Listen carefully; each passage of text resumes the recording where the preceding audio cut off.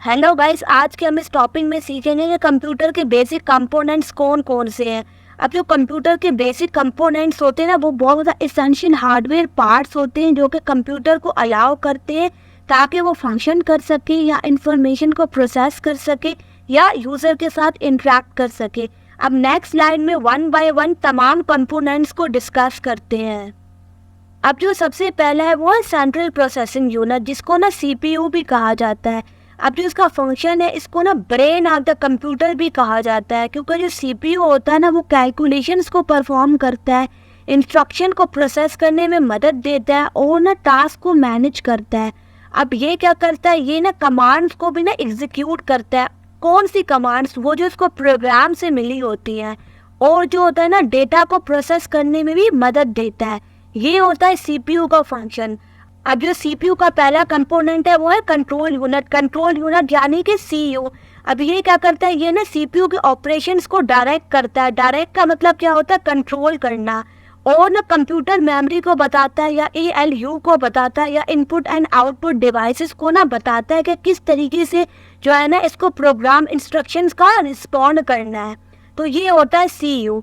अब जो सेकंड है वो है अरिथमेटिक लॉजिक यूनिट, जिसको एएलयू भी कहा जाता है।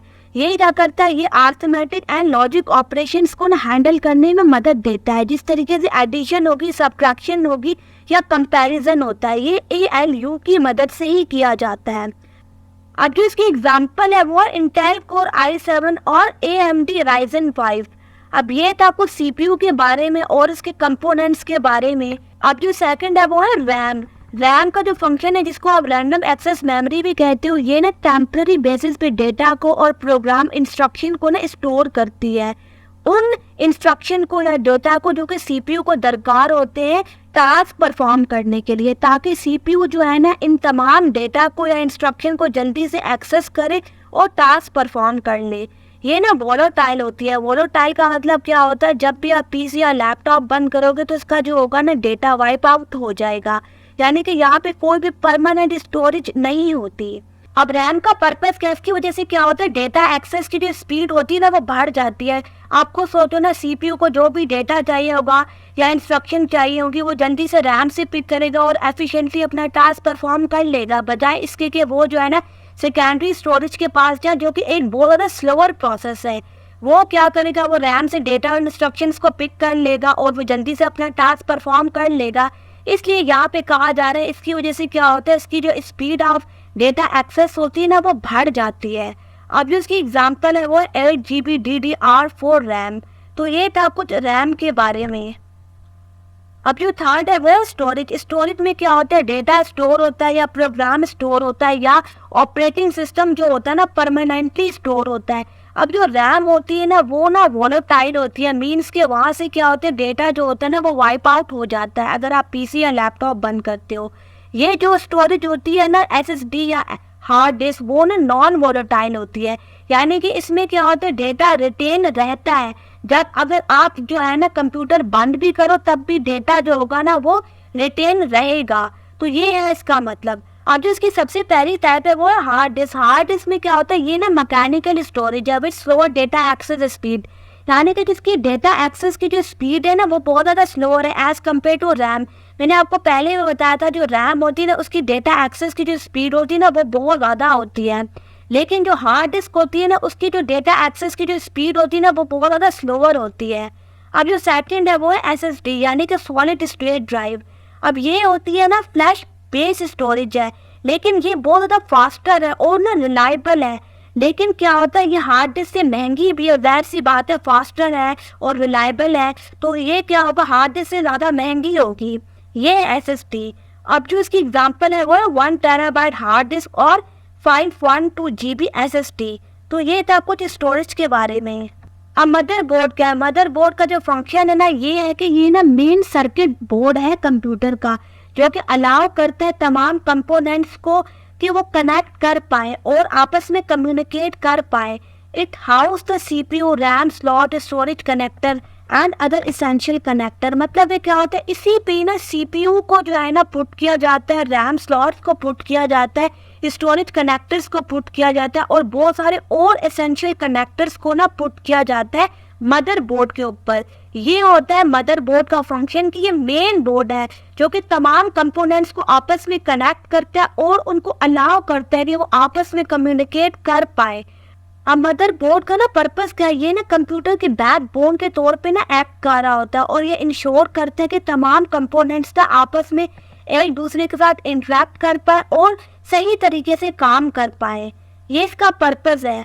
अब जो इसकी एग्जांपल है वो Asus ROG और MSI B450 मदरबोर्ड्स, मतलब कि मदरबोर्ड्स की टाइप्स हैं। अब ये था कुछ मदरबोर्ड के बारे में। अब पावर सप्लाई यूनिट का, जिसको PSU भी कहा जाता है, ये क्या करता है, ये ना इलेक्ट्रिक पावर को जो कि इसको आउटलेट से मिली होती है उसको ना यूजेबल पावर में कन्वर्ट करता है, जो कि कंप्यूटर के कंपोनेंट्स के लिए बहुत ज़्यादा ज़रूरी है। मतलब कि इलेक्ट्रिक पावर को ना ऐसी पावर में कन्वर्ट करेगा ताकि जो है ना कंप्यूटर के कंपोनेंट्स तक जो है ना वोल्टेज पहुँचे।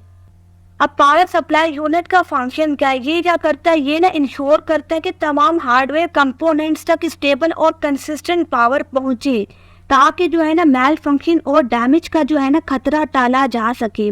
अब इसकी जो एग्जांपल है वो है 500 वॉट पावर सप्लाई यूनिट। तो ये था कुछ पावर सप्लाई यूनिट के बारे में। अब इनपुट डिवाइसेस क्या होती है, इनपुट डिवाइसेस का जो फंक्शन है ना, ये ना यूजर को अलाउ करती है कि वो ना इंटरेक्ट कर सके कंप्यूटर के साथ और जो है ना डेटा को इनपुट कर सके। जैसा कि आपने देखा होगा कीबोर्ड के थ्रू जो है ना आप टाइप करते हो तो क्या होता है, आप जो है ना इनपुट डेटा कर रहे हो ना कंप्यूटर की तरफ, आप किस तरीके से डेटा को इनपुट करोगे, by the help of keyboard, या अगर आपने नेविगेशन करनी है या आइटम को सिलेक्ट करना है तो उसके लिए आप माउस का इस्तेमाल करोगे। ये होते हैं इनपुट डिवाइसेस जिनके थ्रू जो है ना आप जो है ना इनपुट करते हो कंप्यूटर की तरफ। अब आउटपुट डिवाइसेस क्या होती है, आउटपुट डिवाइसेस का फंक्शन है जो कि यूजर की इंफॉर्मेशन को ना डिस्प्ले करे या प्रोजेक्ट करे। अब जिसकी पहली एग्जांपल है वो है मॉनिटर। आपको पता होगा जिस तरीके से आप इनपुट करते हो तो उसका आउटपुट कहाँ पे डिस्प्ले होता है, वो मॉनिटर पे डिस्प्ले होता है ना। तो वो होती है आउटपुट डिवाइसेस जो कि प्रोग्राम के आउटपुट को जो होती है ना ग्राफिकल यूजर इंटरफेस की फॉर्म में शो करती है। अब जिसका सेकंड है वो है प्रिंटर। प्रिंटर में आपको पता होगा आप जो है ना हार्ड कॉपीज डॉक्यूमेंट्स की ले सकते हो या इमेजेस की ले सकते हो। अब ग्राफिक प्रोसेसिंग यूनिट का, जिसको GPU भी कहा जाता है, ये ना एक स्पेशलाइज्ड प्रोसेसर है जो कि इमेजेस को रेंडर करने के लिए बनाया गया है या वीडियोस को या एनिमेशंस को। बिकॉज क्या होता है, ये ना ग्राफिकल टास्क को जो होता है ना वो हैंडल करता है।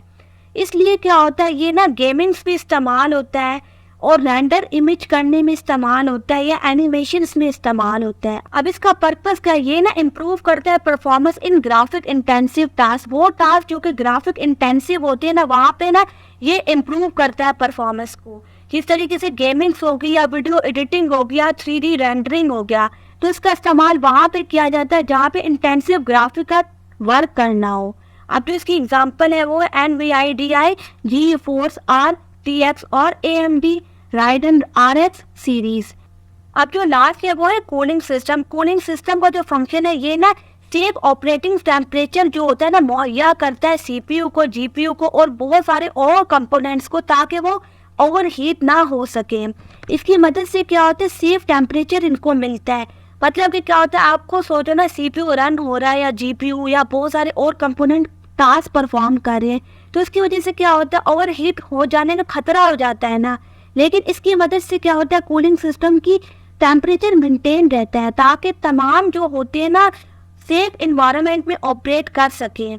अब जिसकी टाइप है वो सबसे पहली टाइप है वो है फैंस। मतलब कि क्या होता है, आपने भी देखा होगा आपके लैपटॉप या PC में फैंस लगे होते हैं। इसकी मदद से क्या होता है एयर फ्लो करने में आसानी हो जाती है। अब जो सेकंड है वो है हीट सिंक। मतलब कि हीट सिंक का मतलब ये कि जो हीट होती है ना कंपोनेंट्स की वो निकालने के लिए हीट सिंक्स का इस्तेमाल किया जाता है। अब जो थर्ड है वो है लिक्विड कूलिंग। मतलब कि क्या होता है, ये बहुत ज़्यादा एडवांस है और एडवांस सिस्टम्स में इसका इस्तेमाल किया जाता है ताकि हाई परफॉर्मेंस जो होते हैं ना सिस्टम उनको जो है ना ऑपरेट किया जा सके सेफ इन्वायरमेंट में। अब जिसकी एग्जांपल है वो है CPU फैंस या GPU फैंस या लिक्विड कूलिंग सिस्टम। अब जिसकी समरी है वो ये है कि ये जो तमाम कंपोनेंट्स मैंने आपके साथ डिस्कस किए ना ये आपस में मिलके काम करते हैं ताकि जो है ना कंप्यूटर वेरियस फंक्शनैलिटी परफॉर्म कर सके, प्रोसेसिंग से लेके डेटा स्टोरेज तक या अगर इसको इंफॉर्मेशन को डिस्प्ले करना हो या इनेबल करना हो यूज़र को कि वो इंटरेक्ट कर सके, तो वो इन्हीं कंपोनेंट्स के थ्रू जो होता है ना टास्क परफॉर्म करते हैं। अब क्या होता है, हर जो होता है ना पार्ट का अलग अलग रोल है और हर पार्ट बहुत ज़्यादा इसेंशियल है और हर पार्ट एक दूसरे पे डिपेंडेंट है। It ensuring the computer operate efficiently and effectively, ताकि जो है ना कंप्यूटर एफिशिएंटली और इफेक्टिवली टास्क परफॉर्म कर सके और ऑपरेट कर सके। तो ये था कुछ कंप्यूटर के बारे में और उसके कंपोनेंट्स के बारे में। उम्मीद है कि आपको ये लेक्चर पसंद आया होगा। Thank you.